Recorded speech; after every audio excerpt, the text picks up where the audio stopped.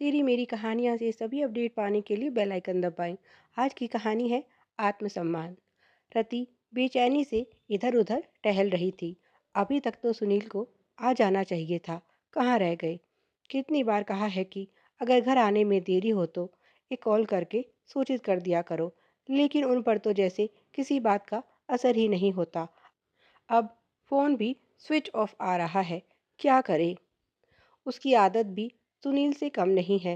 वे जितना बेफ़िक्र इंसान है, वो उतना ही चिंता करने वाली। अब उनके आने के बाद उसने शिकायत की तो यही सुनने को मिलेगा। तुमको तो आदत है बिना वजह परेशान होने की। कोई छोटा बच्चा थोड़े हूँ जो कहीं खो जाऊँगा। 60 साल का नौजवान हूँ, दुनिया ही देखी है आज तक। तुम बिना वजह मेरी चिंता करती हो। अब आप ही बताइए, आराम करने की उम्र में भी कोई काम करे तो चिंता होनी स्वाभाविक है ही। सब कुछ तो है उनके पास, बेटे बहुएं अच्छा कमा रहे हैं, घर में पूरा सम्मान भी है। बस उनके इस बुढ़ऊ को चैन ही नहीं है। ना खुद शांति से रहते हैं, ना उनको चैन से रहने देते हैं। क्या ज़रूरत है उनको रिटायरमेंट के बाद फिर से काम करने की? बच्चों ने कितना समझाया, लेकिन उन पर कोई असर नहीं हुआ। आज आने दो, इस बूढ़ों की अकल ठिकाने ना लगा दी तो मेरा नाम भी रति नहीं। गुस्से में उनके मुंह से निकल गया। सामने बैठे गौरव और अरुण माँ की बात सुनकर हंसने लगे। ये दृश्य ना वे पहली बार देख रहे हैं और ना ही आखिरी बार। तभी डोरबेल बजी। तीनों बाहर की ओर लपके। आज पापा को माँ के गुस्से से बचाने के लिए दोनों भाई तत्पर थे। बचपन में पापा भी तो उनको माँ के गुस्से से बचाते थे। आज उनकी बारी थी। सामने दो लड़के खड़े थे। उन्होंने पूछा, नमस्ते, क्या यही सुनील सर का घर है? गौरव के हाँ कहने पर वे दोनों सुनील जी को सहारा देकर कार से उतारते हैं। उनके पैर पर पट्टी बंधी देखकर दोनों बेटे आगे बढ़कर उनको सहारा देकर अंदर सोफे पर बैठा देते हैं। रति जी की आंखों से आंसू बाहर आने को आतुर हैं, पर वे बड़े संघर्ष से उनको किसी तरह रोक रही हैं। अरुण पूछता है, क्या पिताजी को चोट लगी है जो ये पट्टी उनके पैर पर बंधी है? लड़के बताते हैं कि ठोकर लगने से सर गिर पड़े और उनके घुटने में चोट लग गई। डॉक्टर ने कहा है चोट गंभीर नहीं है, लेकिन फिर भी पूरी तरह से ठीक होने में समय लगेगा। ये कुछ दवाइयाँ हैं, इन्हें समय पर देते रहिएगा। तब तक बड़ी बहू पानी ले आई। लड़कों ने पानी पिया और सर को ध्यान रखने का बोलकर चले गए। घर में एकदम शांति छा गई। सब रति जी का चेहरा पढ़ने की कोशिश कर रहे थे कि अब वे क्या करती हैं। सुनील जी बोले, चिंता की बात नहीं है, मामूली सी चोट है, कल तक आराम हो जाएगा। बहू, बड़ी भूख लगी है, खाना लगा दो।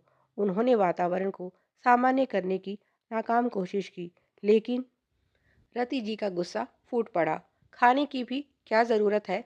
चोट खाकर पेट नहीं भरा क्या? सुनील जी दर्द के बावजूद मुस्कुराए और बोले, बच्चों, लगता है आज डिनर में तुम्हारी माँ की डांट ही खाने को मिलेगी। तुम सब जाओ, जाकर सो जाओ, सुबह ऑफिस भी जाना है। बच्चे परिस्थिति की गंभीरता को भांपते हुए अपने अपने कमरे में चले गए। रति जी की आंखों से कब से रोके हुए आंसू बहने लगे। सुनील जी ने उनको पास बिठाया और गले से लगा लिया। रोते हुए पत्नी ने उनसे सवाल किया, आखिर ये सब क्यों? आज वे पहली बार बोले, ये सब मैं पगली तेरे आत्मसम्मान के लिए ही तो कर रहा हूँ। रति जी ने असमंजस से उन्हें देखा, जैसे पूछ रही हो, कैसे? वे बोले, तुमको याद है मेरे रिटायरमेंट से कुछ माह पहले तुमने गौरव से कहा था, बेटे मैं तुम्हारे पापा को उनके रिटायरमेंट पर कार गिफ्ट करना चाहती हूँ। तब उसने जवाब दिया था, माँ, घर में पहले से ही 2 गाड़ियाँ हैं। वैसे भी अब कुछ महीनों बाद उनको घर पर ही रहना है। ऐसे में एक और कार लेना मुझे समझदारी नहीं लगती। इससे अच्छा तो आप उनके लिए गोल्ड रिंग या चेन या फिर कड़ा ही बनवा दो। पहनने में तो अच्छा लगेगा ही, बाद में भी काम आएगा। सोने के भाव तो वैसे भी आसमान छू रहे हैं। एक अच्छा इन्वेस्टमेंट भी होगा। कार तो पुरानी होकर कबाड़ में ही जाएगी, फिर पापा उसे चलाएंगे भी कहाँ? अगर आपको कभी गाड़ी की ज़रूरत पड़े तो मेरी और अरुण की गाड़ियाँ तो हैं ही। रति जी बोली, आपने ये सब कब सुन लिया? हाँ, हमारी बात हुई थी, लेकिन फिर मुझे गौरव की बात सही लगी। लेकिन इस बात का आपकी नौकरी करने से कैसा संबंध? वे बोले, उस दिन मुझे एहसास हुआ कि तुम्हारे लिए तो मैंने कुछ किया ही नहीं। जो कमाया बच्चों पर खर्च हो गया। आज बच्चों ने तुम्हारी एक बात से इनकार किया है। कल को कोई और ज़रूरत हुई तो, और उन्होंने इनकार कर दिया तो तुम्हारे आत्मसम्मान का क्या होगा? वैसे भी माँ बाप बच्चों से मांगते हुए नहीं, देते हुए ही अच्छे लगते हैं। पति होने के नाते तुम्हारे आत्मसम्मान की रक्षा करना मेरा कर्तव्य भी है और धर्म भी। बस इतनी सी बात पर आप बुढ़ापे में मेरे लिए खप रहे हैं। रति जी बोली, ये हमारे बच्चे हैं, भूलिए मत, इनको संस्कार हमने दिए हैं, ऐसा कभी नहीं होगा, उन्होंने दृढ़ता से कहा। सुनील जी बोले, ऐसा कभी ना हो, यही सुनिश्चित करना चाहता हूँ मैं। रति जी पति का प्रेम देखकर खुद को सौभाग्यशाली समझ रही थी। उनके ठीक होते ही जब वे फिर से बच्चों को पढ़ाने जाने लगे तो रति जी भी उनके साथ हो ली। तब सुनील जी बोले, तुम कहाँ चली? वे बोली, जब आपको मेरे सम्मान की इतनी परवाह है तो मुझे भी उसकी रक्षा के लिए कुछ करना चाहिए। अब दोनों पति पत्नी मिलकर संध्या स्कूल में बच्चों को पढ़ाने लगे। बच्चे इन सब बातों से अनजान यही समझ रहे थे कि पिताजी समय काटने के लिए और माँ उनका ध्यान रखने के लिए ये काम कर रहे हैं।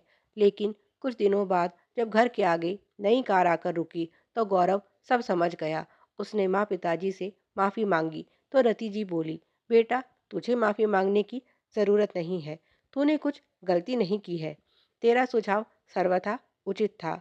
ये कार हमने आने जाने की सुविधा के लिए ली है, तेरी बात का बुरा मानकर नहीं, तेरे कारण ही तो इस उम्र में हमें जीने का मकसद मिला है।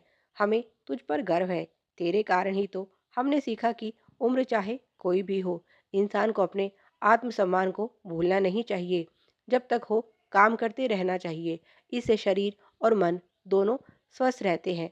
यही तो हमारे पूर्वजों की लंबी उम्र का राज था। माँ बाप को खुश देखकर बच्चे भी खुश थे। सभी अपनी नई कार में बैठकर मंदिर चल दिए भगवान का आशीर्वाद लेने, ताकि उनके घर की खुशियां यूं ही बनी रहे। इसी तरह की और भी शिक्षाप्रद और पारिवारिक कहानियाँ पाने के लिए तेरी मेरी कहानियाँ को सब्सक्राइब करें। वीडियो पसंद आया हो तो लाइक और शेयर करें। Please like share and subscribe. Thanks for watching.